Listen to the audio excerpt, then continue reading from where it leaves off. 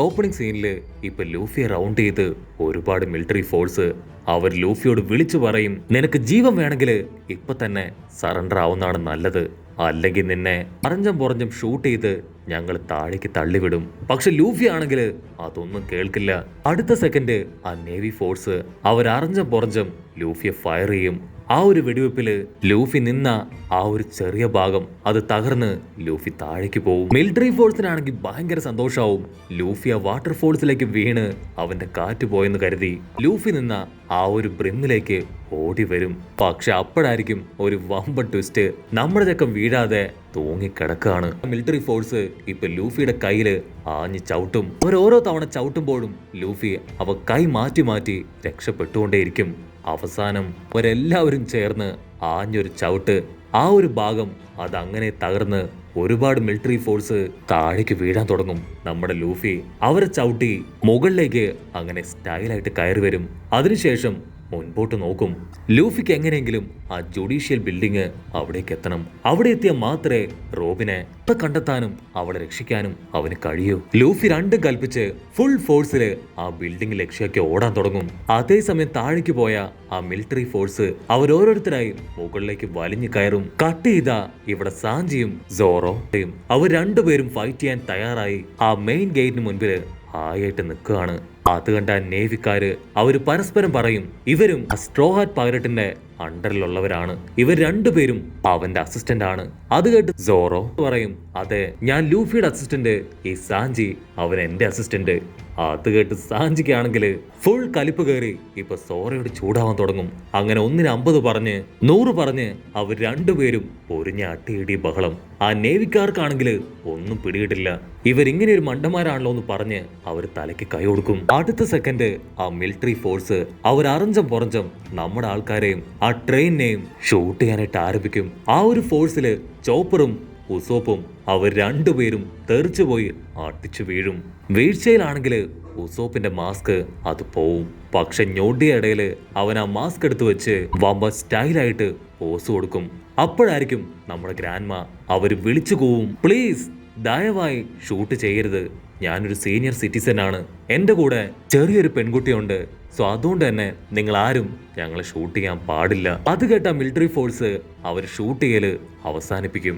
Grandma ആണെങ്കിൽ ഭയങ്കര Oscar acting ഒക്കെ ഇട്ട് പറയും, ആക്ച്വലി ഈ സ്ട്രോ ഹാറ്റ് പൈററ്റ്സ് അവർ ഞങ്ങളെ തട്ടിക്കൊണ്ടുവന്ന് ഭീഷണിപ്പെടുത്തിയാണ് ഈ ട്രെയിൻ ഡ്രൈവ് ചെയ്യിപ്പിച്ചത്, ഞങ്ങളുടെ കൂടെ ഇനിയും ആൾക്കാരുണ്ടെന്ന് പറഞ്ഞ് അവർ കരയാൻ തുടങ്ങും. അപ്പൊ അതേസമയം ലോങ് ഷോട്ടില് സാക്ഷാൽ നാമി അവളാണെങ്കിൽ ഹോട്ട് ബബിളും കോൾഡ് ബബിളും ക്രിയേറ്റ് ചെയ്ത് വലിയ കാർമേഘം അതങ്ങനെ ഉണ്ടാക്കിയെടുക്കുകയാണ്. ആ വലിയ കറുത്ത മേഘം കണ്ട് ഗ്രാൻഡ്മ അവളുടെ പേരക്കുട്ടിയും കൂട്ടി അവിടുന്ന് ഓടും. അപ്പോഴായിരിക്കും ആ മിലിറ്ററി ഫോഴ്സും ആ കാർമേഘം കാണുക. അവർക്ക് മനസ്സിലാവും ബാഡായിട്ട് എന്തോ സംഭവിക്കാൻ പോവാണ്. അവൻ നിലവിളിച്ചു പറയും, എല്ലാരും ഓടിക്കോ, എന്തോ വലിയൊരു അപകടം വരാനിരിക്കുന്നുണ്ട്, ഇവിടെ നിന്നാൽ അത് വലിയ ആപത്താണ്. നാമി ലൈറ്റായിട്ട് ആ മേഘങ്ങൾക്കിടയിലേക്ക് ഇലക്ട്രിക് പവർ അത് കടത്തിവിടും. ഞൊട്ടിയിടയില് വലിയ തണ്ടറുണ്ടായി അതാ നേവിക്കാരുടെ മുകളിലേക്ക് ആഞ്ഞടിക്കാനായിട്ട് തുടങ്ങും. പക്ഷെ എന്താ, ആ ഒരു അറ്റാക്കില് പാവം സോറോയും സാഞ്ചിയും അവർ രണ്ടുപേരും പെട്ടുപോകും. അത് കണ്ട് കലി കയറിയ നാമി ഉസോപ്പിന്റെ തലയ്ക്ക് ആഞ്ഞൊരൊറ്റ ഇടി. അങ്ങനെ ഒരു വിധത്തില് നമ്മുടെ ആൾക്കാരെല്ലാവരും ചേർന്ന് ആ മിലിറ്ററി ഫോഴ്സിനെ ഒതുക്കി. ഇനി കുഴപ്പമൊന്നുമില്ല, നമുക്ക് എത്രയും പെട്ടെന്ന് ലൂഫിയെ കണ്ടെത്തണം, അതിനുശേഷം റോബിനെയും ഫ്രാങ്കയെയും തിരികെ പിടിക്കണമെന്ന് പറഞ്ഞ് അവർ ആ ഗേറ്റ് തുറന്ന് അകത്തേക്ക് പോകാൻ തുടങ്ങും. അപ്പോഴായിരിക്കും ലോങ് ഷോട്ടിലായിട്ട് ഒരു ബിൽഡിംഗ് പൊട്ടിത്തെറിക്കുന്നത് അവർ കാണുക. എന്തോ വലിയ ശബ്ദങ്ങളൊക്കെ അവർ കേൾക്കാൻ തുടങ്ങും. അവർക്ക് പിടികിട്ടും, ലൂഫി ഇതവൻ തന്നെയാണ്, എത്രയും പെട്ടെന്ന് അവിടെ എത്തണമെന്ന് പറഞ്ഞ് അവർ ഉഷാറായി ആ ഭാഗത്തേക്ക് ഓടും. കട്ട് ചെയ്ത ആ നേവി ഫോഴ്സ് അവരിപ്പോ ലൂഫിയെ അറഞ്ചം പുറഞ്ഞ തല്ലുകയാണ്. ലൂഫി കഷ്ടപ്പെട്ട് ബുദ്ധിമുട്ടി ഓരോ അറ്റാക്കിൽ നിന്ന് രക്ഷപ്പെട്ടുകൊണ്ടേയിരിക്കും. പക്ഷേ അവൻ ലൂഫിക്കാണെങ്കിൽ ഇപ്പൊ ഒട്ടും എനർജി ഇല്ല. അവനെ കൊണ്ട് ഓടാനോ മൂവ് ചെയ്യാനോ കഴിയാത്ത അവസ്ഥയെത്തി. അപ്പോഴായിരിക്കും മെയിൻ മൈക്കിലൂടെ ഒരു അനൗൺസ്മെന്റ് വരിക, എല്ലാ സോൾജിയേഴ്സും മെയിൻ ഐലാൻഡിന്റെ മുൻപിലുള്ള ഗേറ്റിന് മുൻപിലേക്ക് വരണം, അവിടേക്ക് പൈററ്റ്സ് എത്തിക്കഴിഞ്ഞു, സോ എത്രയും പെട്ടെന്ന് അവരെ തടയണം. ലൂഫിക്കാണെങ്കിൽ അത് കേൾക്കുമ്പോൾ തന്നെ പിടികിട്ടും നമ്മുടെ ആൾക്കാര് അവിടേക്ക് എത്തിക്കഴിഞ്ഞുവെന്ന്.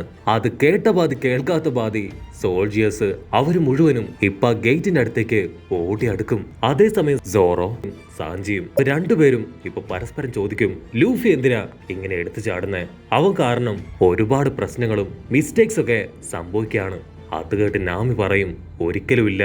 ലൂഫി ആദ്യം അകത്തേക്ക് പോയതുകൊണ്ടാണ് സോൾജേഴ്സ് എല്ലാവരും അവന്റെ പിന്നാലെ പോയത്. സത്യത്തിൽ അവൻ നമ്മുടെ ജോലി അത് എളുപ്പമാക്കി തന്നു. നമുക്ക് ആ ഗേറ്റ് അത് ഇത്രയും സിമ്പിൾ ആയിട്ട് തുറക്കാൻ സാധിച്ചത് ലൂഫി കാരണമാണ്.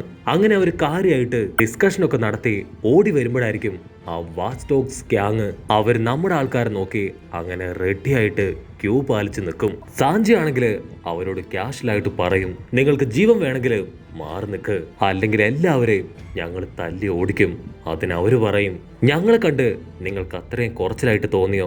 ഞങ്ങൾ ഇത്രയും പേരുണ്ട്, നിങ്ങൾ വെറും 3-4 പേര് മാത്രമേ ഉള്ളൂ എന്ന് പറയുമ്പോഴേക്കും ഒരുപാട് നേവി ഓഫീസേഴ്സ്, സോൾജിയേഴ്സ്, അങ്ങനെ അവിടെയുള്ള എല്ലാവരും ഇപ്പൊ നമ്മുടെ ആൾക്കാർ റൗണ്ട് ചെയ്യും. ഇത് കാണേണ്ട താമസം അടുത്ത സെക്കൻഡ് ഉസോപ്പും നാമയും അവർ രണ്ടുപേരും കൈ ഉയർത്തി കാണിച്ച് ഞങ്ങൾ രണ്ടുപേരും സറണ്ടർ ആവുകയാണ്, ദയവ് ചെയ്ത് ഞങ്ങളെ മാത്രം ഒന്നും ചെയ്യരുതെന്ന് പറഞ്ഞ് അവര് കരയാൻ തുടങ്ങും. അത് കണ്ട് ആ വാച്ച്മാൻ ഡോഗ്സ് ടീം അവര് പൊട്ടിച്ചിരിക്കും.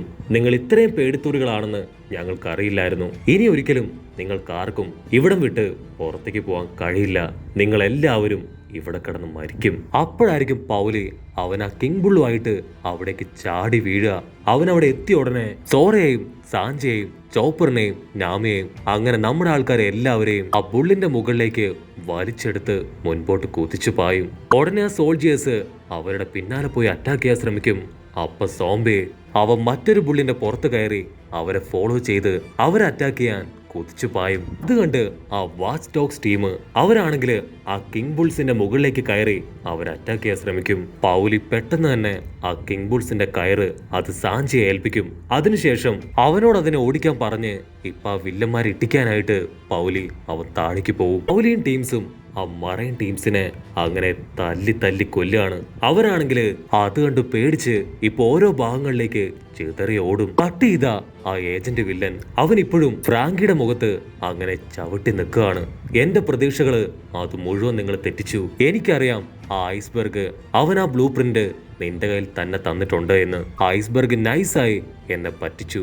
അവൻ പുതുതായി ഒരു നേവി ബേസ് ക്രിയേറ്റ് ചെയ്ത് ഗവൺമെന്റിന്റെ അപ്രൂവലും വാങ്ങി സുഖമായിട്ട് ഇത്രയും കാലവും ജീവിച്ചു. അവന്റെ വളർച്ച അത് വളരെ പെട്ടെന്നായിരുന്നു. ആ ഗാലില കമ്പനിയുടെ ചീഫായി മാറി. അതിനുശേഷം അവൻ വാട്ടർ സിറ്റിയുടെ മേയറായി. ജനങ്ങൾക്കാണെങ്കിൽ അവൻ കണ്ണിലുണ്ണി. ഗവൺമെന്റ് ഒരുപാട് കഷ്ടപ്പെട്ട് അവന്റെ കാലിൽ വീണ് കെഞ്ചിയിട്ടും ആ ബ്ലൂ പ്രിന്റ് മാത്രം എവിടെയുണ്ടെന്ന് പറയാനോ തരാനോ അവൻ തയ്യാറായില്ല. അവൻ ഇത്രയും വലിയ പൊസിഷനിൽ ഇരിക്കുന്നത് കൊണ്ട് തന്നെ ഗവൺമെന്റിന് അവനെ ഡയറക്റ്റ് ആയിട്ട് അറ്റാക്ക് ചെയ്യാനോ അറസ്റ്റ് ചെയ്യാനോ ഇത്രയും കാലവും സാധിച്ചില്ല. അപ്പോഴായിരിക്കും ഫ്രാങ്കിക്ക് മനസ്സിലാവുക, ആക്ച്വലി ഐസ്ബർഗ് അവൻ ഗവൺമെന്റിന് വേണ്ടി ഇത്രയും കാലവും വർക്ക് ചെയ്യുകയായിരുന്നില്ല. ഗവൺമെന്റ് അവനെ ഒന്നും ചെയ്യാതിരിക്കാനാണ് ഗവൺമെന്റുമായി അവൻ അസോസിയേറ്റ് ചെയ്തത്. അതിനുശേഷം ആ വിക്കിജി അവനാണ് റോബിനെ കുറിച്ചുള്ള ഇൻഫർമേഷൻ ഞങ്ങൾക്ക് തന്നത്. സോ ഞങ്ങൾ അപ്പം മുതൽ ഞങ്ങളുടെ പ്ലാനിങ് ആരംഭിച്ചു. റോബിൻ ഞങ്ങളുടെ കെണിയിൽ പെട്ടപ്പോഴാണ് ഫ്രാങ്കി നിന്നെക്കുറിച്ചുള്ള ഇൻഫർമേഷൻ ഞങ്ങൾക്ക് കിട്ടാനായിട്ട് ആരംഭിച്ചത്. സോ നിങ്ങൾ രണ്ടുപേരെയും വളരെ എളുപ്പത്തില് ഞങ്ങൾ ഇവിടം വരെ കൊണ്ടെത്തിച്ചു. മാത്രമല്ല അവക്കിജി അവനാണ് ബസ്റ്റർ കോൾ ചെയ്യാനായിട്ട് എനിക്ക് ഓപ്പർച്യൂണിറ്റി തന്നത്. അത് കേട്ട് റോബിൻ അവൾ ഷോക്കാവും. അവൻ ഫുൾ കലിപ്പില് ഇപ്പൊ റോബിനെ ആഞ്ഞടിക്കും. അതിനുശേഷം അവൾ ഒരുപാട് ചീത്ത വിളിച്ച് അവളുടെ പഴയ മെമ്മറീസ് അതൊന്നൊന്നായി പറയുന്നതോട് കൂടെ ഈ ഒരു എപ്പിസോഡും അവസാനിക്കുന്നു. എപ്പിസോഡ് ഇഷ്ടപ്പെടുകയാണെങ്കിൽ തീർച്ചയായിട്ടും ലൈക്ക് ചെയ്യാനും കമന്റ് ചെയ്യാനും ഷെയർ ചെയ്യാനും മറക്കല്ലേ. അടുത്തൊരു അടിപൊളി എപ്പിസോഡുമായിട്ട് കാണുന്നവരെ it's me with Mallu episode.